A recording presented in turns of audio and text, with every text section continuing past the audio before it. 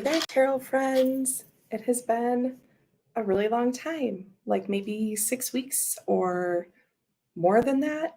I don't really know. It was before Mother's Day, I think, or it was Mother's Day. um, yeah, my channelversary was Mother's Day, so I think maybe that was the last time. Things have been a little crazy, busy, but good. And I'm finally here to get into shadow walking, which I have mentioned a few times. So I know some of you have been very patiently waiting for this to start up.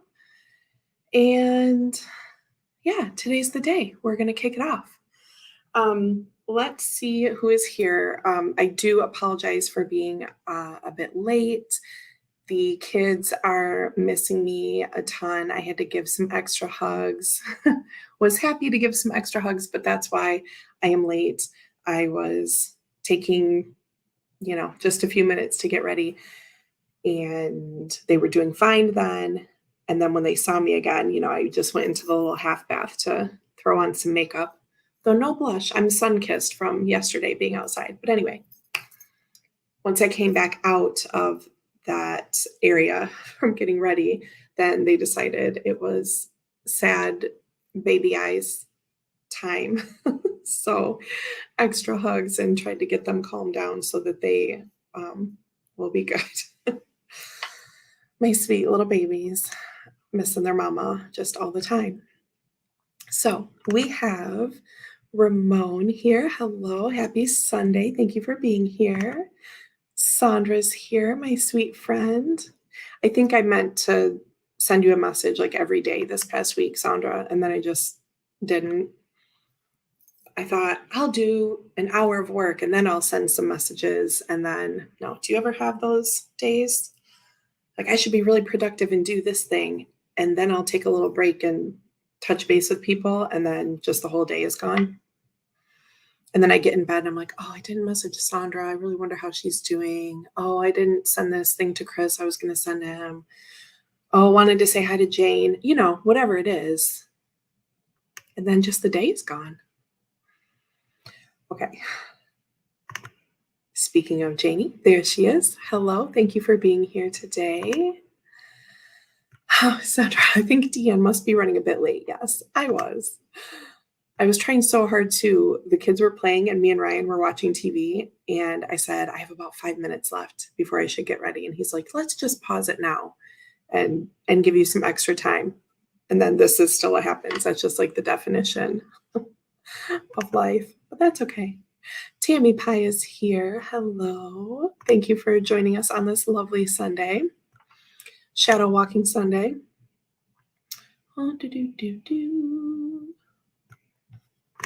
Oh, Jane says, I have such a great shadow deck. I just got it. Unfinished business. It seemed shadowy, but I don't know what that means, but is this like cool kid language? I don't know what that means. I don't know. Tell me. Like it's what's it called? An anagram for a different deck? Is that what that's called? I'm an English major twice over. Pamela Bachelor is in the house. Hello. Thank you for hanging out with us. Yes. Hi to the littles. Miss Donna is here. Hello, how are you doing today? How are you all doing? Please tell me. We're going to have a little normal check-in before we dive in. If you haven't been around and you don't know what this is about, I'm going to be retelling sort of shadowy stories from people I know who have given me full express permission to share these things in this way. I'm going to read to you something written by this person so that it's their words, and then I will let you know when their words end and when our discussion starts.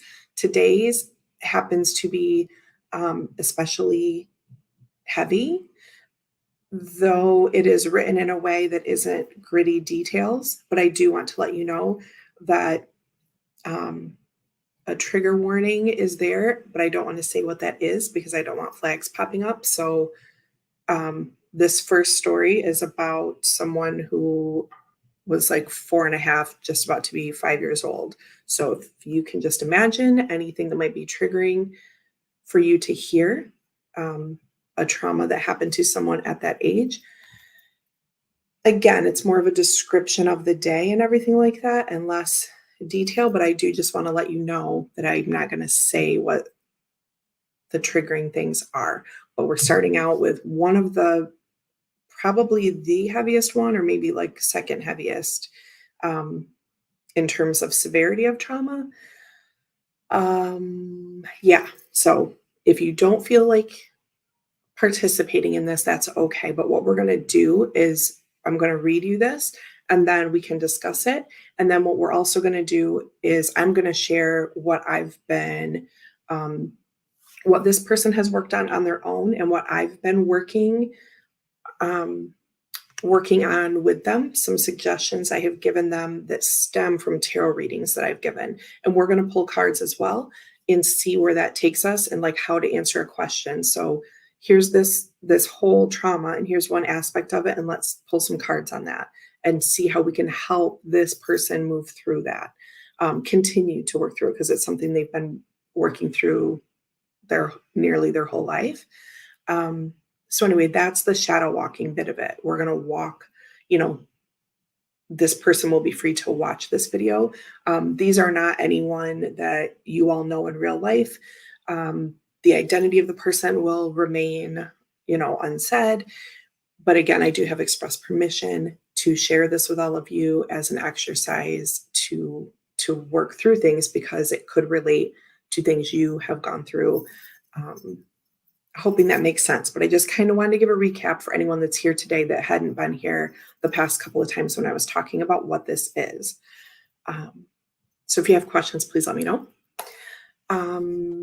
Tony is here. I don't remember if I said your name already or not, but hello and happy Sunday. Thank you for hanging out. And we are down to, I think, the bottom of my chat. So the other thing, what you hear clanking on the table is one of my little bracelets from Renee at the Tarot Magician. I'm going to take this off so you can see it. I showed these before, little charm bracelets. I don't know what's on her site currently. It was like the Bracelet Babe or something like that. You can go to her channel and find all her shop links. But anyway, here's some things. Little kitty and flower and butterfly charms, and it's very dangly. And I chose this one today because it reminds me of myself, my aesthetic when I was 4.5, right? To have one of these little dangly charm bracelets. So I brought in some childlike things, some happy childlike things.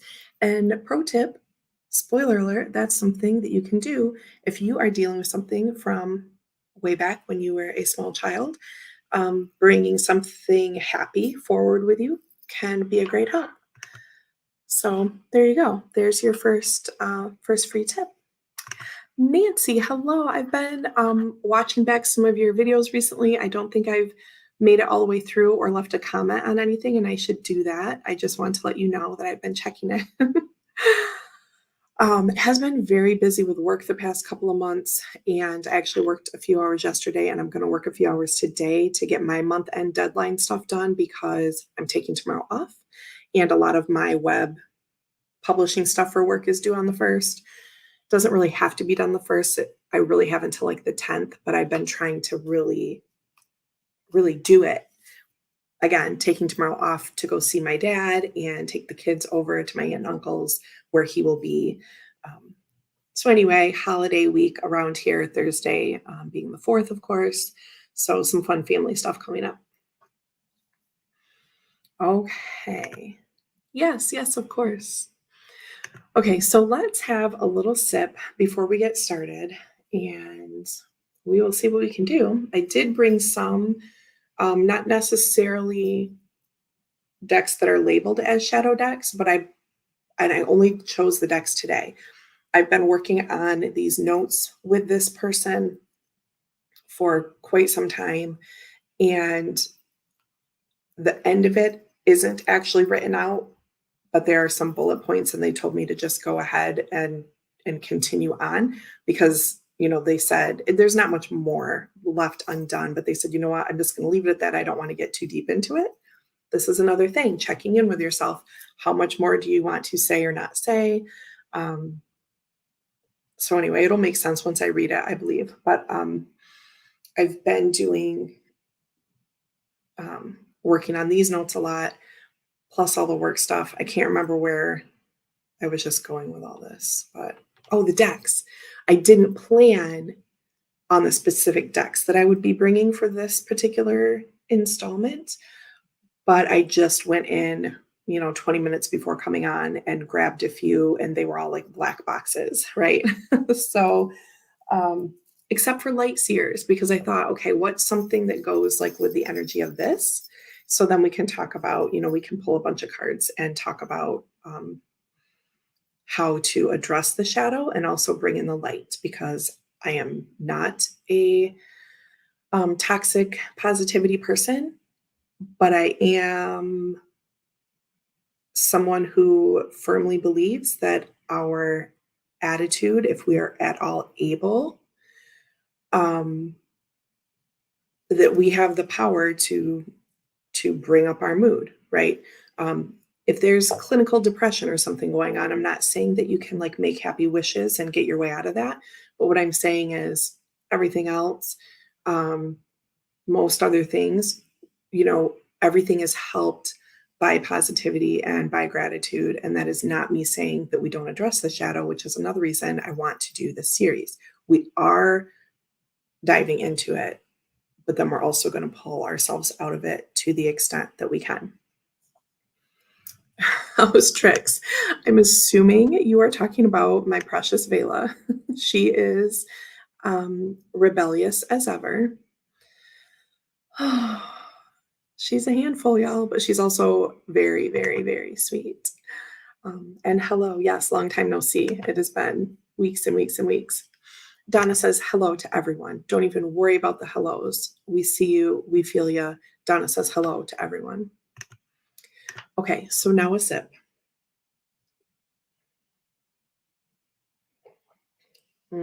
It's good stuff. One more. It's hot.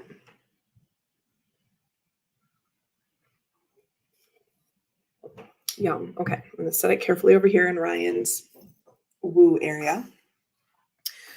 Okay, so let me just see here.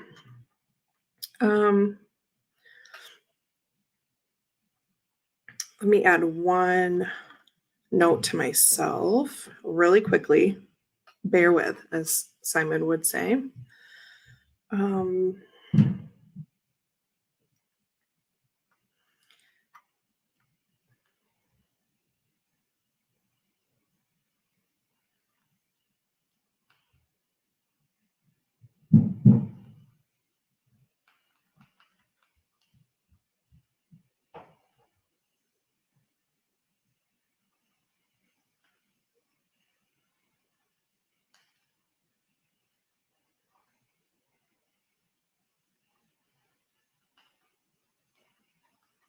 Okay. So that I have a break and then a note for questions and discussion and all that.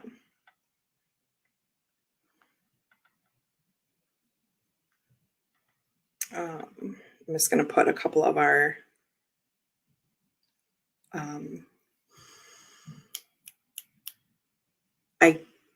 to be honest, I'm getting nervous about this. I'm getting like stage fright, but I'm trying to make a little quick bullet point of the solutions and how we work through this. And I had not done it before. Hi, Chris and Jamie. Did I miss you? What? What on earth? Chris, Jamie. Okay, hold. Oh my gosh. How did I miss this? Jamie. What in the world? I missed a bunch of stuff. On the back porch with the dog and my coffee. Isn't that just bliss? Okay. There's Chris. I swear this was not here. I think a bunch of my chat loaded after I started babbling. Because there's Tony, and then handsome as ever. Chris is here. Hello. Tarot of the Abyss. I do have that in my bag. Actually, I brought it because, as you'll notice, the cover photo featured Tarot of the Abyss and Zane's Oracle and something else. Archetypes. Yeah. That was from Archetype series, which we will finish. We're going to do it. But anyway, I thought, hey, I'll bring Abyss down with me. This is a good one. So thanks for hanging out while I finish my notes, because I feel like when I get done with this, I'll be kind of in it, and I don't want to forget like the solutions part, because that's kind of the deal, you know?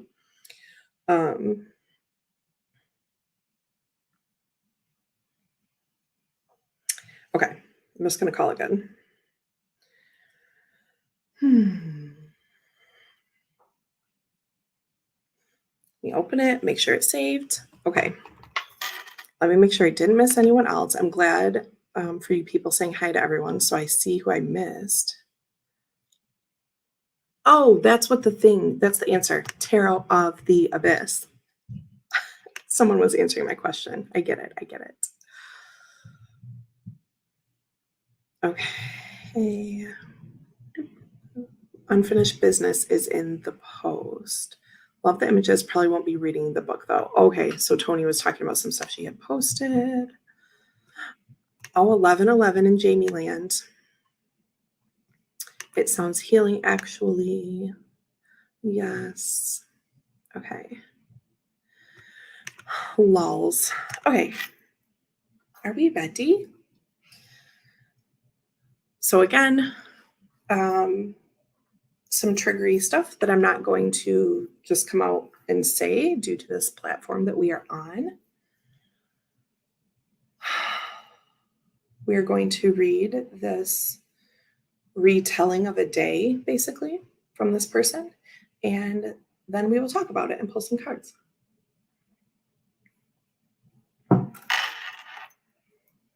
Okay, I need to move this bracelet to the other side. That's what I need to do, I think. Okay. Maybe if I just don't move my wrist, it'll be better. Okay, so new comments. Are you a real thing? Okay, I did find Jamie. The Abyss is such a good deck. Okay. I think it must have been the summer before I turned 5, the summer before I started kindergarten.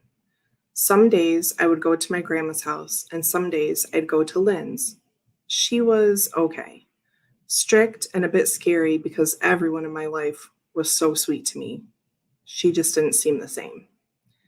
Lynn's eyes kind of had a wild look to them. She smiled more when my mom was around. She spoke loudly and was taller and wider than my mom. She had thinning, short blonde hair. She looked like Lady Elaine from Mr. Rogers' Neighborhood, except she wasn't thin. I hated Lady Elaine. Anyway, a couple days a week, I went to Lynn's. She had a son named Kevin, and he was the coolest. He was nice, and he smiled a lot, even though his mom was generally snippy. Each time I was at Lynn's, I had to take a nap. My mom said I just had to be quiet and rest. I didn't really have to sleep. Lynn would come check on me sometimes, and I'd close my eyes and freeze. I was very good at pretending to be asleep. I took my naps in Kevin's room, my pretend naps. I'd hear the bus squeak to a halt, and I'd tiptoe over to the window to make sure Kevin was there. Kevin was always there. I got back in bed and pretended to sleep. Kevin would come in with his laundry basket and say, "Are you awake?" I'd smile and sit up for our secret time. You see, Kevin taught me how to fold his socks into a ball. I would fold his socks, and he would play duck hunt. Sometimes he would even let me click the trigger. I loved our secret time. I especially loved it because mean, scary Lynn didn't know anything about it. One day, Lynn had an appointment, so I went to her friend's house. My mom dropped me off at Lynn's, and then Lynn drove me and a couple of the other kids to her friend's house while she went to her appointment. My mom had agreed because she also knew this friend a bit. They all took the same fitness class together. It didn't look like a house I'd seen before. It was called a trailer. It was small, but the lady was nice, a lot nicer than Lynn, and she had toys.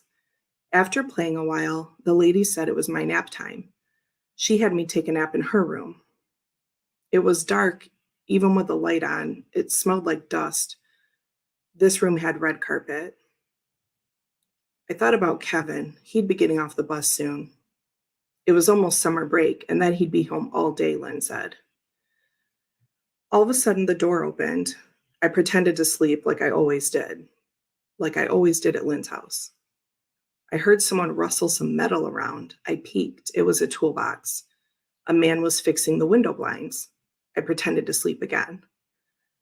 After a minute or so, I felt him sit down on the bed. He leaned over me and then laid on me. I just froze and pretended to stay asleep.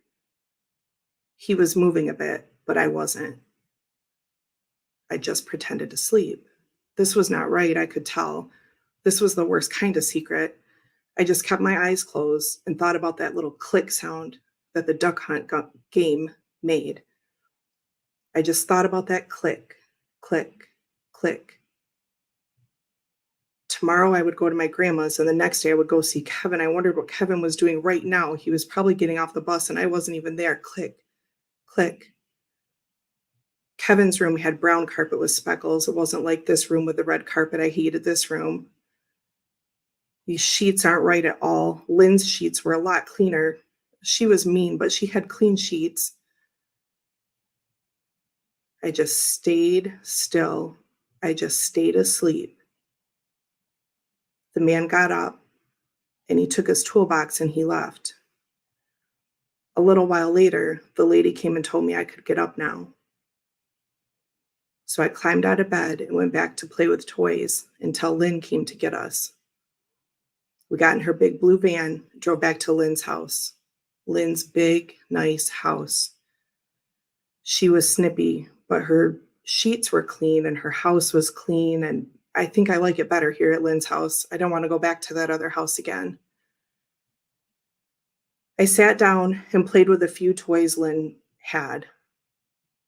That other lady had more toys, but I just liked being here so much better. It's okay if Lynn's a little mean. At least Kevin's here. When my mom got there, Kevin walked me over to the door and gave me a high five. And he said, "Duck hunt next time." Really quiet so Lynn couldn't hear. That was the best kind of secret. I walked out with my mom and we went home and everything was normal and dinner was normal. My baby brother was home and he was normal. I went to sleep that night in my own bed. I loved my sheets most of all. When I got up the next morning, I went to my grandma's house like normal. My grandma's house was great. We played. She really let us do whatever we want. She wasn't mean like Lynn. There was no Kevin, but everything else was good and normal. There weren't really any secrets at my grandma's. I went back home. I went to bed again. Everything was still normal. The next day, I went to Lynn's. I took a nap in Kevin's room. And when I heard the bus squeaking to a halt, I peeked out the window, and there was Kevin. Kevin was always there. I climbed back into the bed with the clean sheets and waited for him to come in and say, "Are you awake?"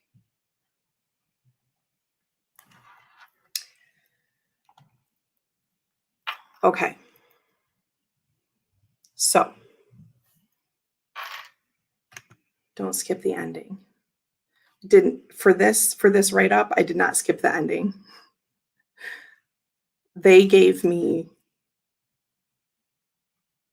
yeah, what I had at the end are just phrases, but it's all there. that this person gave me permission to read. So no, definitely not skipping the ending. Tammy Pie says, someone mentioned Playful Heart as a great shadow deck. I am definitely going to try. So part of what I have worked on with this person, let me grab some cards.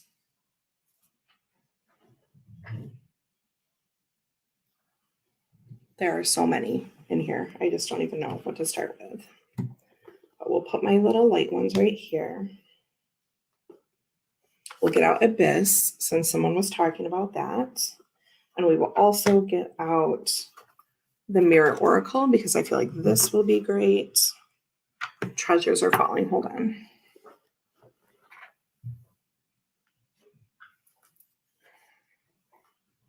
Oh, Dungeon Wilds card from Gardens and Goblins, Goblins and Gardens. Something. Oh, and I have a little Tarot of Oneness. I mean, I have both, but we can start with that. Okay, I think that's good for now. So, a lot of what this person has shared with me is that the events of that day are, this was years and years and years ago for this person. And this is part of what the notes were at the end that I was writing, but I'm good now that I've read it. I don't really think I need to go back to the like resolution notes that they told me, this is what I've worked on with you, and this is also what I've worked on myself. So that they, because it was so long ago now, they have had long stretches of time where the whole story, the telling from beginning to end, wasn't really with them anymore. So that's why it took a while to get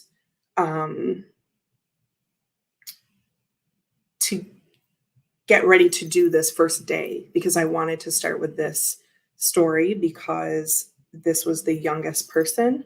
And I had mentioned before, I want to tell these shadow stories through like in age order, so that at the end, it will feel like one person's timeline, right? And understandably, it took a while. They said, even though that they are comfortable with that, that it just took them a while because they're not used to thinking about it from beginning to end. Tony says the retelling in the story form was impressive from the teller. Yes, because it's that what this person shared with me is that they have they think about these moments a lot, but they're not in a story form, just like Tony said, really. Pamela says, yes, so well written. I guess so many girls share this story in one form or another. I guess a lot of boys share the same story as well. Mm-hmm. And so what I've worked on with this person is to kind of ask questions, to take some of my own experiences and say, did you feel like this? Did you ever have this happen? Do you ever think about this particular moment in relation to physical intimacy now? Does that bring anything back for you? Again, this is someone I know really deeply, and so it's appropriate for me to ask these questions because they are, used to talking to me about these things. These are all from people very close to me. So asking questions, even that might seem kind of obvious, are really useful because it just gives the person an opportunity to talk. So whether you are talking to a friend and maybe helping them work something out, or you are working with yourself, You can write down a question, even if it seems like a really stupid question. Well, like, yes, of course it affects this and that aspect of my life. Um, yes, in situations of physical intimacy, I might have this thought about this thing. Or, yes, when someone leaves me, I might have this thought about this thing. One of the kind of footnotes here is that um, this person had told me, I don't, they said after that summer with the son, Kevin, home, they said after that summer, this person said, I myself started kindergarten. And so then I didn't go to Lynn's anymore at all. And I never saw Kevin again. And when I was talking to that person in person, that's when they started crying. It was all of that positive association that was lost, right? That was not the trauma, but that was a different trauma that, this sweet child had this really strong connection with their friend Kevin. And then that was broken too, even though it wasn't a traumatic ending. Kids go to daycares, kids go to certain friends' house, the friend might move away. You stop going to any kind of daycare, childcare, whatever, and you go to school, and then you have a different world and you don't see that friend anymore because it's not like a play date friend. It's, it was this kid in high school who was way older than the 4-year-old child, obviously. So it's like, it was anything bad. It just ended. But that was such an important connection for this person that they then felt like, they said to me, as much as I have a little flash of this or that from the actual traumatic event in the room with red carpet, they said then it always makes me misty eyed thinking about Kevin, right? So it's like this compound thing, like any sort of trauma, however small you think it is, any sort of ending, any sort of transformation. If someone dies, if parents get divorced, if you lose a pet, there are all of these things that make a web around that day that then always make you think of that. Maybe even things you don't know. Maybe there was fresh cut grass the day that one of your pets died, and that's what you think about. And maybe when you're out walking now, maybe you really love that smell, but it also makes you feel kind of sad, and maybe you don't even know why, right? Like the fabric of a day just holds so many threads, right? So this is why trauma, grief, loss in any way can be really deep and be really difficult to kind of talk through. But I think just talking, again, even if you feel like you don't have anyone to talk to, maybe you have someone to type to, and maybe just getting it out will help you put things in perspective. Not to say it doesn't matter, but to either take some of the power away or to give reverence to it. Give something the honor it deserves, right? It can be good, bad, otherwise. Those things, that's why talking, writing, communicating in any way are really important things. And why you hear people talk about journaling all the time, right? It's become, sort of this vogue, trendy thing again, especially in this community, but it's valid, right? It helps to get a thought out and get it out of your head. Not to say it's never going to come back again, but to get it out of your head and get it on paper might kind of help you level up and function in some other way that you weren't able to do before. I had some other thought pop in while I was thinking about this, while I was just rambling there. I guess just doing the kind of list.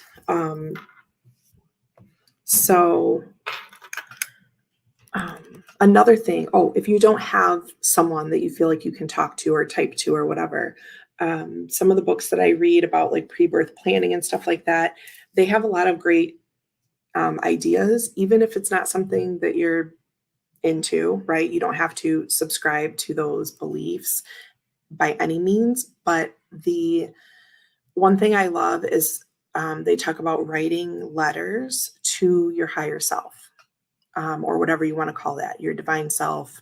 Higher doesn't mean better, all this kind of thing. But they talk about that a lot, about how the spirit side and how our counsel on spirit side will, if you are intentionally writing a letter to that higher self, it will get there. That information will be shared and understood instantaneously.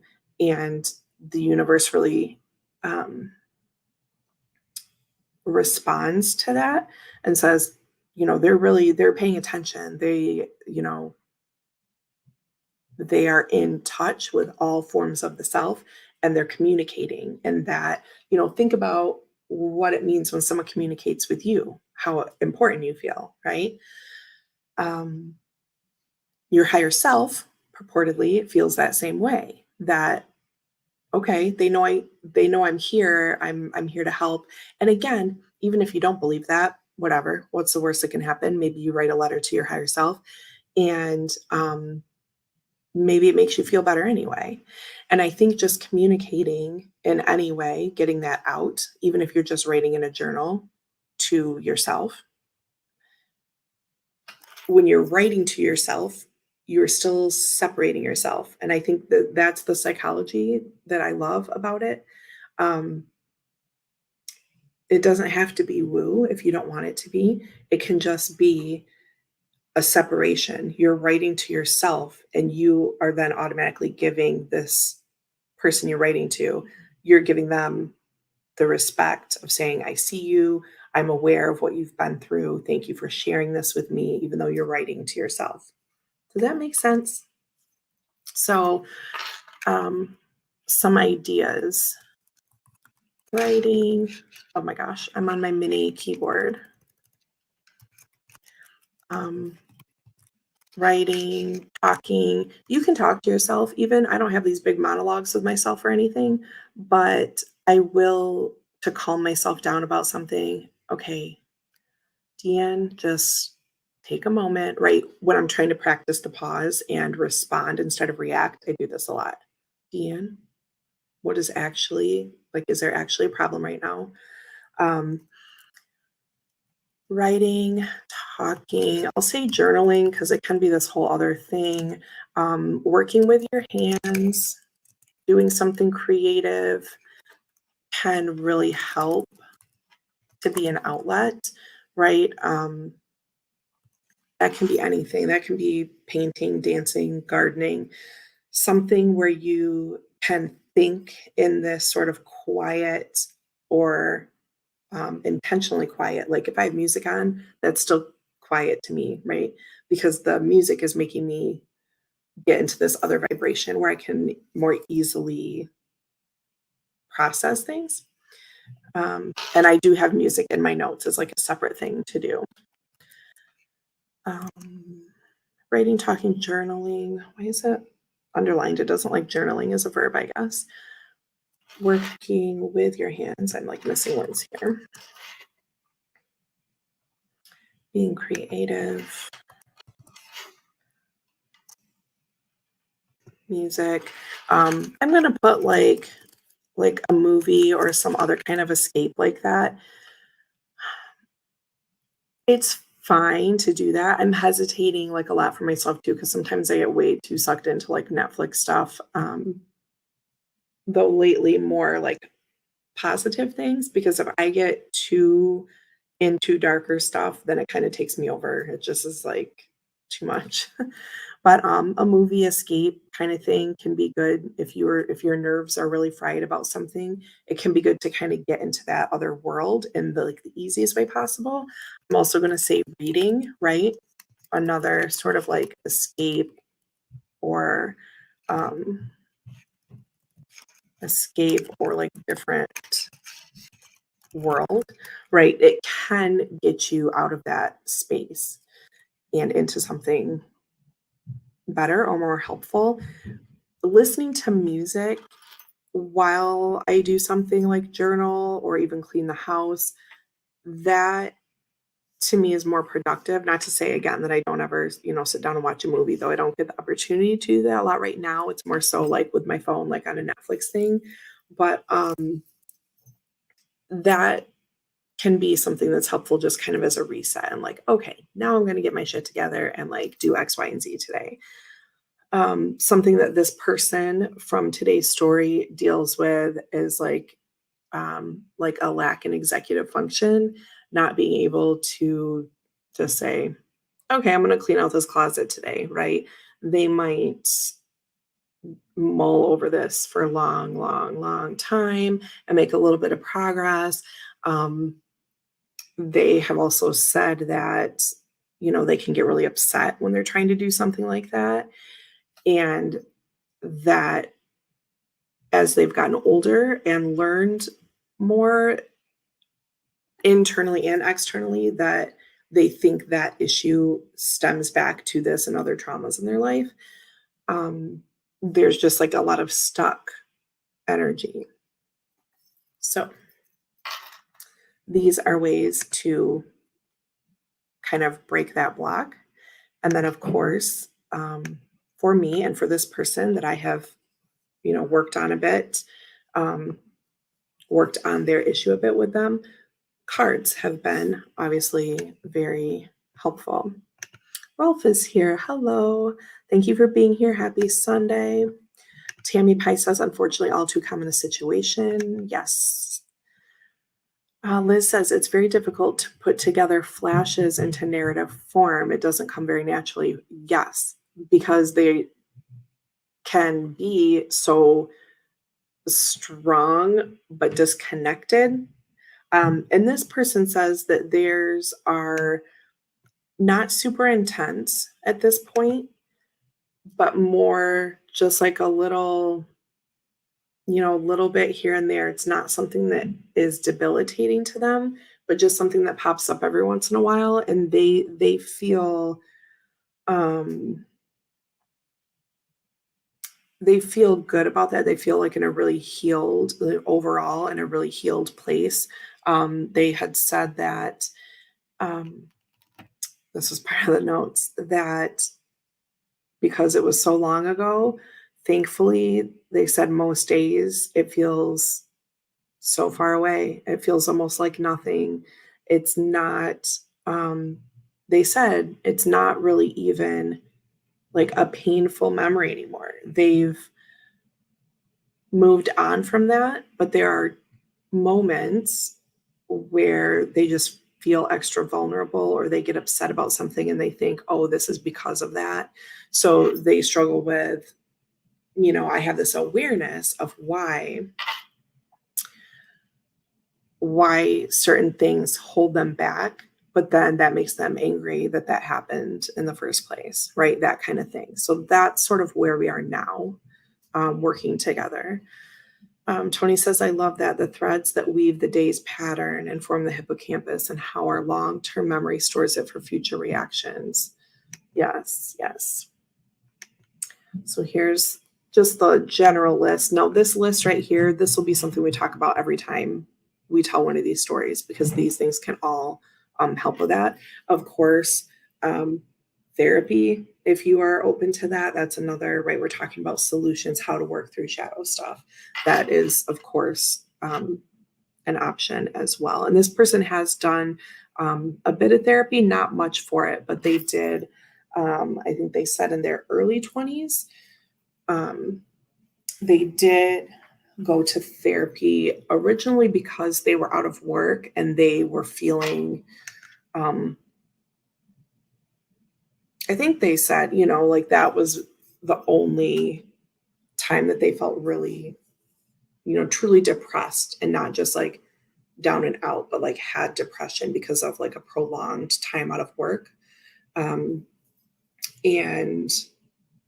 that's why they had originally gone to therapy. And then this traumatic situation from that summer when they were between 4 and 5 had come up and, they were able to talk through that with someone, which was helpful. Tony says even scruffy writing into an art journal, then painting something healing over the top of it can be useful for some things, obviously not all. That's beautiful, right? So writing whatever you want to and then covering it up with something healing. That's beautiful. That's a way to not cover up something in yourself, I feel like, and to actually get it out and cover it up on paper instead of just covering up on top of you, because that's not true healing, right? It might make you feel better in the moment, but it's going to stay buried. So that I think is beautiful. Tammy Pie says, yes, a quiet, mindless series on TV can calm me. I like certain kinds of strange music to clear the mind. Right. And that's the thing too, finding these little things that will make you get into the right vibe again. So for me, watching a lot of darker stuff is like, I can't do a lot of it, right? That could mean scary movies. Crime things are huge now, obviously. It just depends on what is dark to you and what is too much for you. I'm all about like listening to sad songs and just like bawling your eyes out. That helps to reset me, but not keep me like down in the trenches, right? I feel refreshed after that. I can carry on after that and get it out.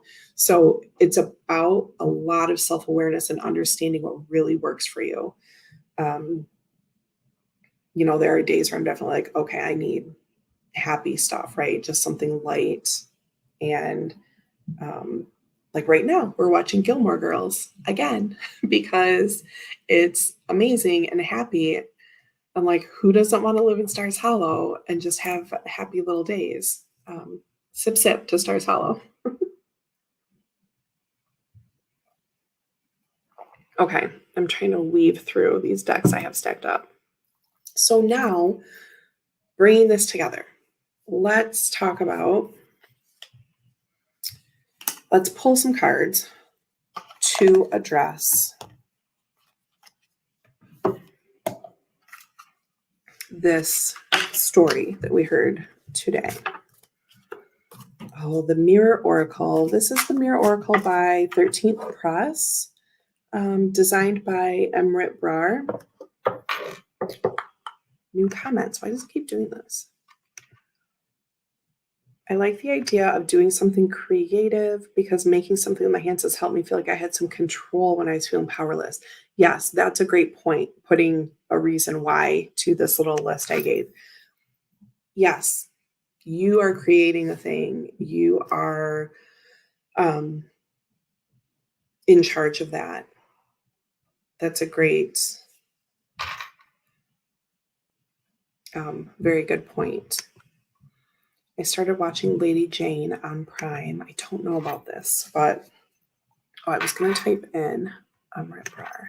So this is the Mirror Oracle, same creator as Marigold Tarot. This is that amazing cardstock. Remember, these are the decks that I bought when Ramon did a walkthrough of the Mirror Oracle. Looks like this. Because at that point, I was in a super phase of I'm not buying anything unless it is 300 plus German black core, right? Remember this whole thing? Linen. It's beautiful. It's really beautiful. So anyway. Oh, Liz says, I go for dragons, like to watch. Is that what you mean? Yes. Share your stuff if you feel like it. This is like archetypes series, right? We share what works for us.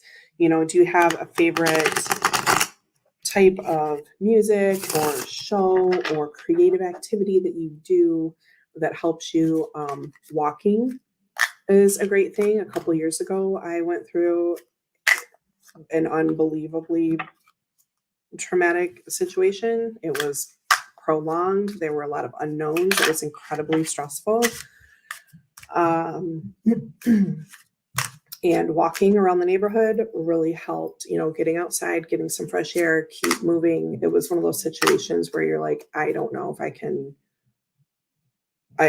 be like this. I don't know if I can function like this. So it's like what do you do in those situations? Pamela says, I have different tarot worlds I go to for different moods and worlds. I wander, I chat, I meet people and animals. That's beautiful. Different tarot worlds. Yes, I would say I do as well.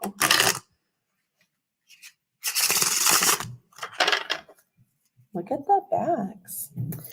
So let's draw an oracle from this and a tarot from Tarot of the Abyss to just get a general feel,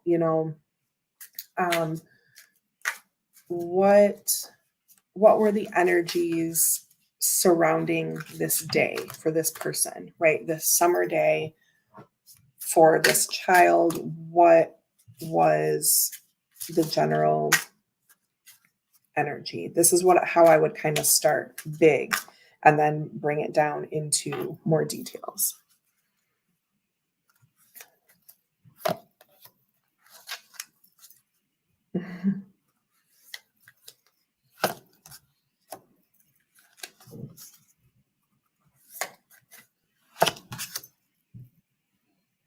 All right, kids, and here's what happens. It's perfect. So with the oracles, this is when I showed this, I was like, I don't know what this word means. And I'm pretty sure it means like the stench of like some decaying thing, right? Miasma? I feel like Tony told me. So, quite a perfect card for this day, this person's telling of their story. And then we have Pisces.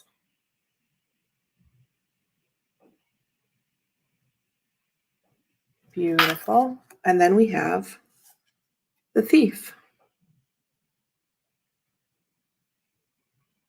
Tell me that there are not 3 more perfect cards than these to be the general energy of that day for this person. Right? This Thief has a little black necklace talisman in there. Well, I mean, I don't know. Everything's black in this deck. But it does, like, it's not white, right? So I would think like an onyx, like a protection stone, and they stole that away. The protection was gone, right? That their Kevin was not there that day to fold socks and play duck hunt. That protection was gone. Not to mention the thievery, taking someone's privacy away from them, taking someone's, I mean, I'm not trying to say like virtue, like a loss of virginity or something. This is what that person has shared with me also, that for a long time they felt like it wasn't that big a deal because it wasn't like full on, right? This person said to me, I had clothes on, they had clothes on, they just laid down on me, right? Like it's like they didn't feel like it was all the way into this like criminal territory, right? So that was another thing that just came back to me, like something that they had struggled with for a long time. Oh, no problem, Donna. Thank you so much for hanging out with us. I hope you have a great time with your friend. Okay, so I'm going to read these from the book because I want to know how much it echoes the story that I read you. Gaseous and noxious. There you go. There you go. So we have miasma, the effigy, pride, discipline. Oh, wait, did I miss it? Symbols: house crows, smoke, the moon, associations, numbers 20 and 2. Oh, I haven't looked in the book very much. I love that it gives numbers, even though there's not numbers on the cards. Uncertainty, a lack of clarity. I would say that those are things that this person was feeling, right? They had said in their story, this is the worst kind of secret. I froze. I knew this is bad, but I kind of don't know what to do, like that kind of thing. A lack of clarity, like what's happening. Miasma explores that which clouds and distorts our vision. A myriad of things can limit our understanding of situations, people, and circumstances, and our vision can become further distorted as the obstacles in our path continue to mount. This fog is temporary, however, and will lift. It is a matter of patience, watching, and waiting. This card suggests a need to break away, reconvene, and seek truth. It can also suggest gross oversights, misinterpretation, and gullibility. That makes me think like the gullibility of a child, even though there were no words exchanged between the man that was there to fix the window blinds and this child. They were taken advantage of, their sensibilities, their everything. One must be careful not to fall victim to the clouded images in their wake. Okay, again, this is why I wanted to um, read this. And again, the meaning that I had remembered is much like what Lizzie has included here. And that's all true and accurate for this card. But everything in the explanation is talking about our vision being, taken away, being clouded. And that's exactly, I mean, look at the crows. This is why I love doing this, because this is turning out just like archetypes when everything I would talk about was exactly what was coming up, right? We have crow tails covering the eyes of this skull. And how many times in this story did the child say, I pretended to sleep? I got back in bed, I pretended to sleep, I froze, I didn't move, I closed my eyes, I pretended to sleep. Over and over. And here we have this. Right? Thank you, universe. I feel you. So then we have Pisces. These are not in order. So give me a sec. We'll do this. Oh, here we go. Pisces. Symbols: twin fish, the sea, the moon. Associations: numbers 12 and 3. Water, contemplation, Neptune, and the moon, which is in quotation marks. Don't know why. The 12th and final sign of the zodiac, Pisces, is a mutable water sign associated with the planet Neptune. In tarot, it governs the moon card, and on the human body, it rules the feet. Okay, like feet that can't go anywhere, feet that are stuck in a bed. Pisces is a culmination of the astrological cycle, and as a result, this card is very introspective. The twin fish imply an ability to harmoniously contain multitudes while also being in perpetual motion with one another. That makes me feel like the child and Kevin. They also exhibit a high sensitivity and deep empathy for all that has come before them. Yeah. Pisces requests that we recognize the many lessons represented in the life cycle and patiently keep our minds and hearts open to synthesize our dreams and sensitivities. It can also imply pessimism and aimless wandering. Okay. It's still a huge violation. The child sometimes can feel like they have no right, that they have no right to feel violated. Pushing it away seems safer. Yes. Yes. It's this strange in-between space of like, well, was that something bad? You know what I mean? Jane got, oh, excellent. Yes, you can pull cards along with me, or don't listen or share or whatever you want to do, please. I got the Tower, 4 of Cups, 5 of Cups, 5 of Cups, 5 of Cups. I don't need that. 5 of Cups, 4 of Pentacles from the Tarot of Oneness. Okay, I can see all of that. The Tower being the trauma, the 4 of Cups, this stillness, this not wanting something, like, but the person's not moving away from the thing they don't want. They're just sitting there, they're frozen.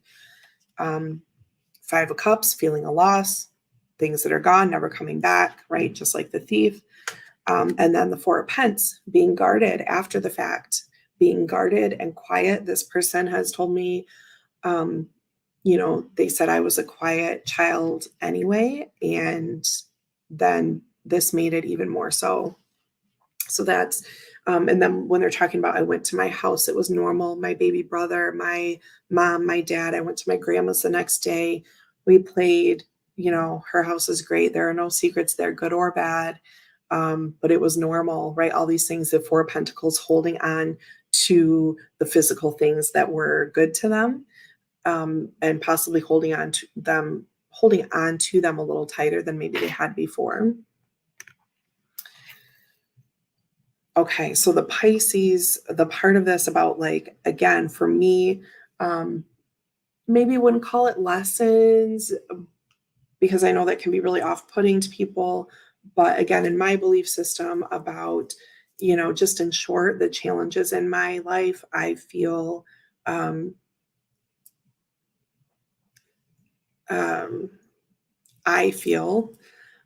this person whose story we read today, they know how I feel about this, and I have shared openly with them. I never put this on other people to say, well, you signed up for this in your pre-birth planning session, and that's why these things have all happened to you. Like, I would never say that to someone, okay? I'd make this an open forum when people are working with me in any way. And for me personally, to think about the experiences in my life, everything makes sense. In the grand scheme of things, when I think about, oh, this bad thing that happened, and this challenging thing that happened, and this really amazing thing that happened, for me, like, something happens and it's this web, and I can see why and how, whether it's terrible or it's fantastic. I'm like, oh yeah, almost like, like I knew this, anyway, that's what this Pisces card is pulling out for me. Taking these things and integrating them, and kind of dipping your toe in the water, like keeping it, this is a person dipping their foot into that shadow work. They're not leaving it, but they're also not drowning in it, right? So maybe that's a better way I can explain it when I'm talking to a group of you all, because I respect that it's not going to be the same, belief paradigm for everyone, and I don't want it to be. Here's a person we could see, dipping into the shadow and understanding it, but not being overcome with it. And that, I think, is important as well. Okay, so then last but not least, we have the Thief, and then we'll pull from Tarot of the Abyss. So for the Thief, we have symbols, the blue jay and earring. Oh, it's an earring. Oh, I do see the little fish hook now. I put earrings on today for the first time in a long time. Some Kelly Bear Originals. Some purple and teal melty goodness. Okay. Ooh, there's a little print like line across this. I love it. Anyway, the blue jay and the earring. Associations, numbers are 39, 12, and 3. So 12 and 3 like Pisces, but also 39. Misunderstanding and the Hermit. While birds are associated with stealing shiny, valuable objects and folklore, these beliefs are largely unsubstantiated in reality or misunderstood. The Thief invites us to investigate our prejudices, misunderstandings, miscommunications, and our interactions with myth, how a story can become larger than reality itself and proliferate so widely that none question it. In tarot, it is associated with the Hermit, an oft misunderstood card that asks us to examine our relationship with introversion, reclusion, and solitary thought. This card can suggest miscommunication, breakdowns in hierarchy, and illusions. It can also symbolize loss, deception, and an absence of control. So here, for our story, this mostly on the surface relates to the last sentence. It can also symbolize loss, deception, and an absence of control. But this card overall in this book from this person's telling is talking about how a story can just go and go and go. And not really be true, or it can be misunderstood.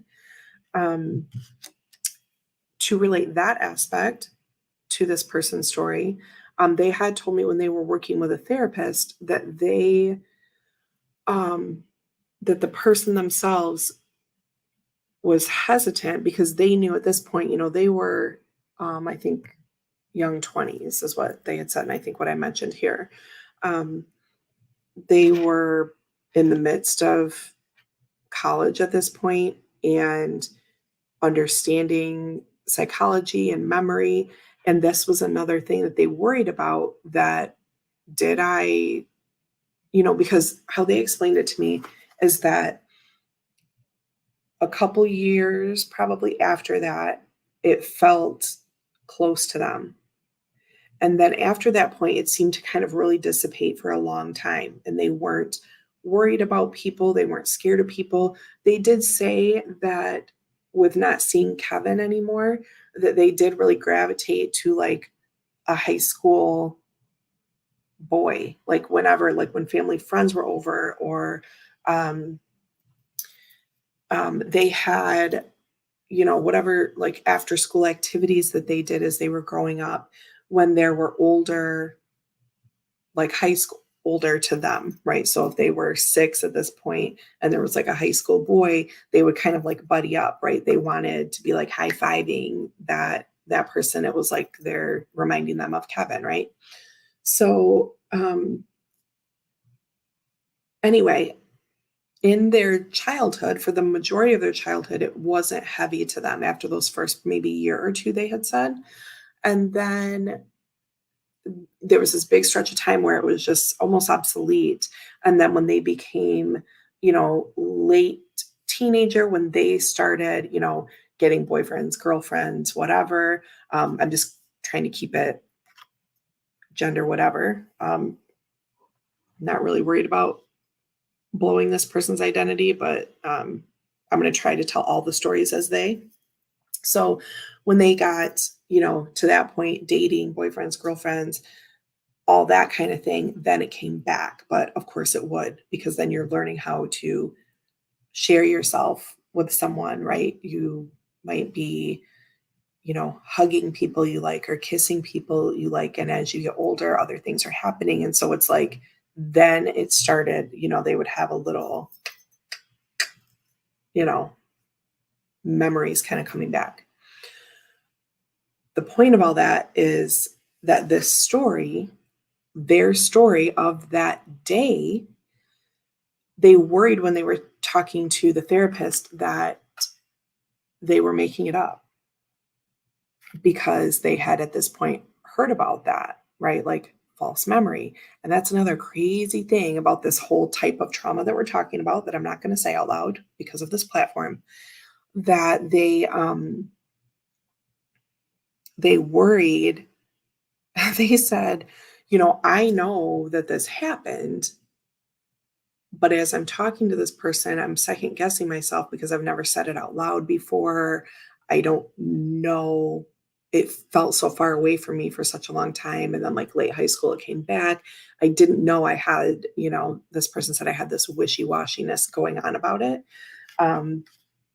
So that's just another layer of complexity. So it's interesting that this story card comes up saying, you know, talking about myth and how far a myth can go. And that was an insecurity that this person had as well. Not only feeling that maybe this isn't really a trauma that I should claim because it wasn't super severe in the grand scheme of things. And also, what is the truth in it? It was so long ago. I was a kid. Like, do I remember anything? Right. Okay. So now, Tarot of the Abyss. Let's do, like we did with archetypes, a tower. I just read Jane's comment again. A tarot card for each of the oracles, and we'll pair them together and see how they kind of speak to one another. Okay.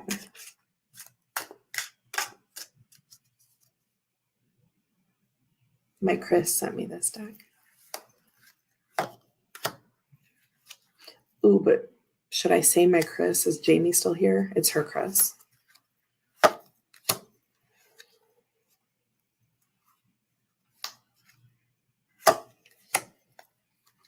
Okay. Oh, love it. Let's have a sip.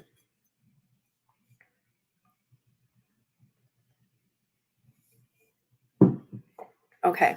I love it. I always love the cards, don't I? With the miasma card is 10 of Wands. A heavy burden to bear across the years, right? As the years go on, this person in particular has seemed to, maybe they were in a 10 for a while. And then as they grew and more happy things come into life, they can, in a way, replace those traumatic memories, feelings, recollections. And so 10 of Wands, right in the thick of it, when, your eyes are closed, when you're pretending to sleep, so to speak, it can feel very heavy. And then a water card to go with our Pisces, the Knight of Cups. Is this not perfect? There's work to be done here, right? We're talking about, the Pisces skeleton putting their foot into the water. And then we have the Knight of Cups here doing the work. This is just great. Doing the emotional work. Once again, they're a pair. Then, last but not least, something is taken and something is given. So we have 6 of Pentacles here with the Thief, that in many ways, the things that are taken from us can come back in other forms. Even literal things that you can, quote unquote, never get back. Life is amazing and our connections to people are amazing, and we can get emotional fulfillment that will fill that hole that we thought never could be repaired. This can't be undone, but healing does take place.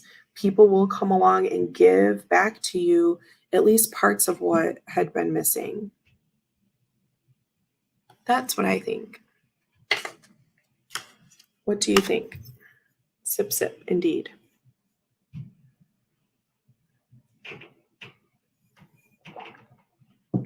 Do we have any closing thoughts about our first shadow walking with someone I know? Questions, comments, concerns? Thank you all for being here. This was amazing. Appreciation all around. The person whose story this is will be watching this, working through, is interested to see what cards come up. I did let them know that me and potentially others would be pulling cards to think about how to work through a situation similar to this, or just anything that relates. So you feel you lost something, you feel you didn't have control of something, something like that. They wanted to offer their story because if there's a chance it can help others, right? You've heard this before.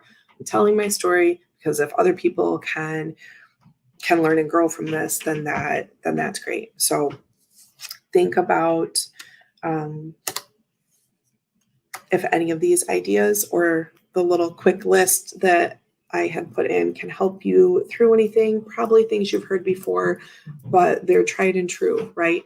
And even to myself, sometimes I think, okay, well, I'm not in the mood for this, journaling, play a happy song or a sad one or whatever. What can I do to help myself? But then when I really do it and it really helps, I'm like, oh, well, I should have listened to that a long time. I should have listened to that song a long time ago. I should have reread that book a long time ago. I should, it really helped me more than I thought. Something like that. So, anyway, oh, Pamela, You are leaving all of us speechless. Well, thank you for that, because it is important, and it's a heavy thing. Life is, one of those complicated webs, right? But we think about what makes trauma, grief, loss, hardship, whatever we want to call it, the thing, if we're talking about the fabric of a day, which I said earlier, I'm kind of loving that expression. It's like in the Great Expectations, like in the film adaptation with, why don't I know who it is? Ethan Hawke. I mean, Gwyneth Paltrow, but is it Ethan Hawke? Anyway, at the very beginning, where Finn says, I'm not going to tell you the story the way it happened. I'm going to tell you the way I remember it. After he talks about like the color of the water, some days the color of the water in my memory is blue. Sometimes it's red or whatever, green. Sometimes the color of the water. Anyway, the same thing that makes the fabric of a day the really hard thing to deal with, because all of these little threads come back to remind us of that terrible day. That concept is the same thing that makes other days amazing. When you have, your ideal wedding day, when your baby is born, when you meet someone really important in your life for the first time, when you complete that task and reach that goal, when you step out on stage with a professional company, whatever those things are for you, the fabric of a day is that same thing that makes that day so amazing. So I will leave you with that, because isn't that just beautiful? Thank you, Jane, for being here, and thank you for pulling cards. That was great. That'll be helpful for people watching back and for the people involved in this as well. Liz says, this was so interesting. Thanks for hosting this series. You are very welcome. Thank you all, on a slightly different note, for being so patient. I'm sorry I've been gone so long. End of kindergarten for Max, into summer fun time activities, into lots of busy things going on the weekend. I should be back next weekend, because it's 4th of July weekend, but it's on Thursday. And so the weekend, I think, is pretty open for us. So I just try not to load up a weekend if we have other things going on. But because Ryan and I will be off 4 days, there will be time for me to come back.